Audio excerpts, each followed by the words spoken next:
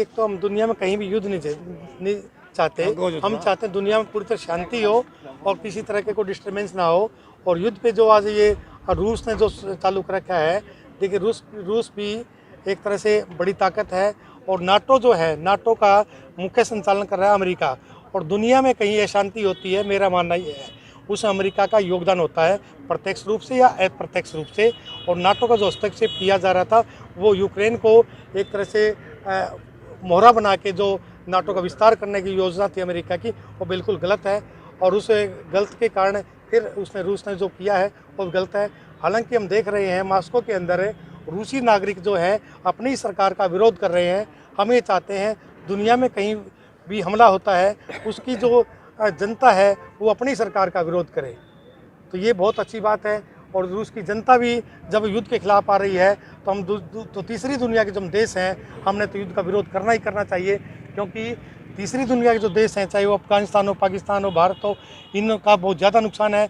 और वो जो चीज़ें बाहर से आती हैं, चाहे तेल है और चाहे गैस है, दूसरी चीज़ें हैं, वो बहुत महंगी हो जाएंगी और आम आदमी को यहाँ झेलना पड़ेगा। इसलिए पूरी दुनिया में विरोध होना चाहिए, क्योंकि जो चीज़ें महंगी होंगी और हमारी जो एक तरह से खरीदने की जो कैपेसिटी है वो उतनी ही है। इसलिए हमें दुनिया में शांति का संदेश देना चाहिए। शांति से ही दुनिया विकसित हो सकती है। मानव सभ्यता का विकास शांति से हो सकता है, कभी भी युद्ध से नहीं हो सकता। क्या नाम है? रामफल दैया मास्टर, सामाजिक सद्भावना।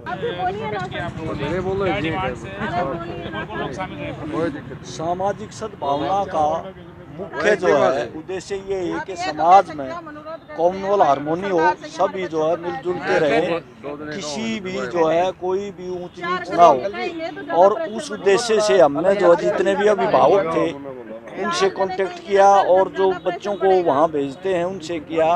अगवे सामाजिक सद्भावना मंच ये चाहता है कि जितने भी बच्चे हैं हमारे भारतीय, इवन सारे भारतीय, सरकार ने पहले भी ढिलाई की है लेकिन अब सब काम छोड़ के, जैसे जो एरोप्लेन है वो ज़्यादा संख्या बढ़ाई जाए, क्योंकि 1-2 महीने का जो ये प्रोसेस हुआ तो बहुत से बच्चे वैसे ही बीमार होकर उनको वो हो जाएगा, वो ज़्यादा भयभीत होंगे। तो हम भारत सरकार से चाहते हैं कि जल्दी से जल्दी ज़्यादा से ज़्यादा हवाई जहाज़ भेजकर हमारे बच्चों को, हमारे नागरिकों को यहाँ लाया जाए।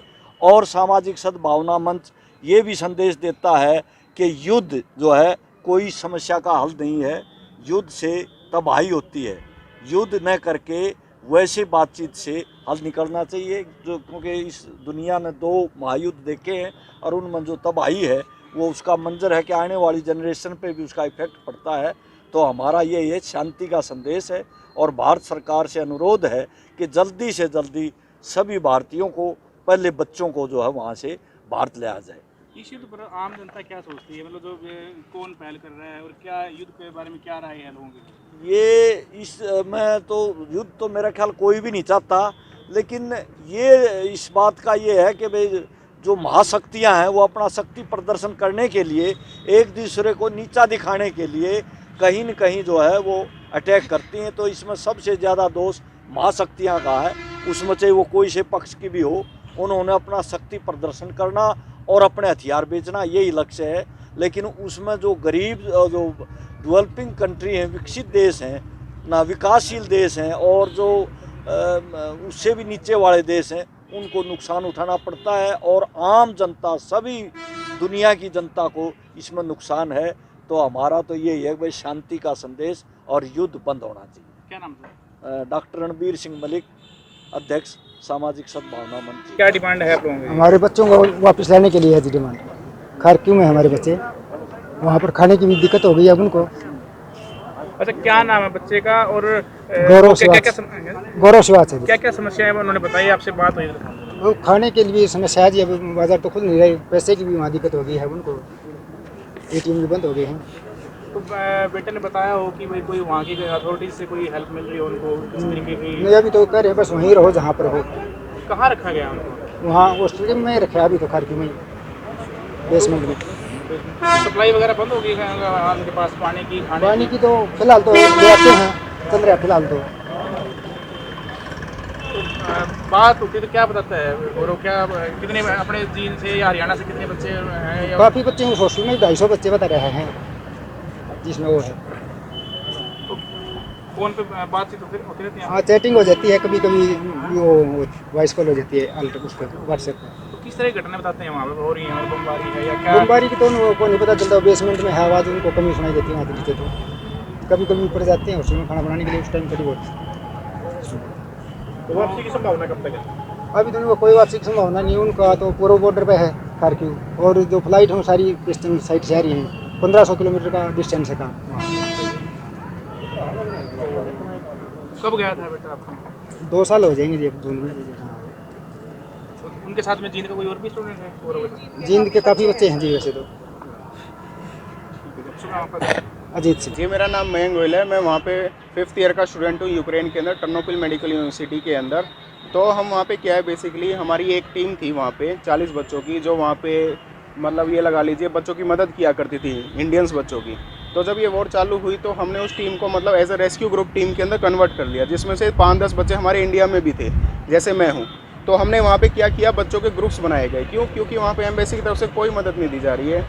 पहले क्या हुआ, एम्बेसी जो कीव में गए हुए थे बच्चे, वे वहीं की वहीं फंस गए जहाँ पे ट्रेन है। तो एम्बेसी ने क्या किया, उनको स्कूल के अंदर बिठा दिया है, ना उनके पास खाना है ना पानी है। सोचो, एम्बेसी के बगल के अंदर स्कूल है, वहाँ पे ना उनको खाना पानी दिया जा रहा है, कुछ नहीं दिया जा रहा।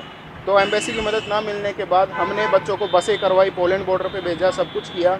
अब उसके बाद ये देखिए, यहाँ पे मेरा पेज है टर्नोपिल डायरीज। यहाँ पर से मतलब ये सारे NGO से जुड़ा हुआ है, सब कुछ जुड़ा हुआ है। इसको हम 8 जने मिलकर चलाते हैं वहाँ पे। तो हमारे ऊपर मतलब लगा लीजिए, हम वहाँ के 1100 बच्चों का हमने वो उठाया है। तो 1100 बच्चों को हम निकाल गए हैं वहाँ से। हम अब तक 240 बच्चों के आसपास बच्चों को हम निकाल चुके हैं। ना ही कोई हमें इसके अंदर एम्बेसी की सहायता मिली है, ना ही हमें इसके अंदर किसी उसकी सहायता मिली है। सिर्फ जो है NGOs कर रहे हैं। जो पोलैंड साइड पे हमारी यूनिवर्सिटी के बच्चे थे, हमने उनकी मदद ली और चीज़ों की मदद ली। आप ये देखिए, यूक्रेनियन जो सोल्जर्स हैं वो बच्चों को जाने नहीं दे रहे, सिर्फ इंडियंस को रोका गया है। क्यों रोका गया है? क्योंकि ये उनकी प्लानिंग है। मतलब आप ये लगा लीजिए, सारे फॉरेनर्स को जाने दे दिया, सिर्फ इंडियंस को छोड़ के। वे चाहते हैं ताकि अपने प्राइम मिनिस्टर मोदी उनकी मदद करें इस काम के अंदर। तो कल रात के हम ये लगा लीजिए, हमारी टीम जो है 24 घंटे काम कर रही है। तो ये कब रोका गया इंडियंस को? इंडियंस को हर रोज़ रोका जा रहा है जी। आप इसके ऊपर देख सकते हो, वीडियो भी है। बता दो आपको। इंडियंस के ये लगा लो, जो पोलैंड बॉर्डर है वहाँ पर से यूक्रेन या नाइजीरियंस को, ब्लैक्स को, सबको जाने दिया जा रहा है, सिर्फ इंडियंस को नहीं जाने दिया जा रहा। अब बॉर्डर के ऊपर से, हाँ जी। अब ये नहीं पता क्यों नहीं जाने दिया जा रहा। तो हमने, जब हमको ऑफिशियल्स की कोई हेल्प नहीं मिली, हमने फ़ोन लगा के देख लिया, सब करके देख लिया। PMO ऑफिस में वे कह रहे हैं 2 दिन का आप वेट कीजिए, थोड़ा थोड़ा मतलब आप एडजस्ट कीजिए। आप सोचिए, -15 डिग्री में बच्चा, ऊपर छत नहीं है, खाने को पाना नहीं है, जंगल के बीच में बैठे हैं। वे कहाँ से वे एडजस्ट करेंगे? 2 दिन तक कोई एडजस्ट नहीं कर सकता।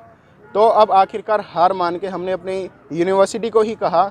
हमारी यूनिवर्सिटी ने 2 बसें भर के भेजी हैं ऑफिशियल्स की, वहाँ पर से ऑफिशियल परमिशंस बनाई हैं। वे ऑफिशियल सब डिस्पैच हुए हैं बॉर्डर की तरफ, ताकि वे जाके उन बच्चों की मदद कर सकें, ऑफिशियल्स जिनकी वहाँ पे बॉर्डर के ऊपर अच्छी खासी जान पहचान है।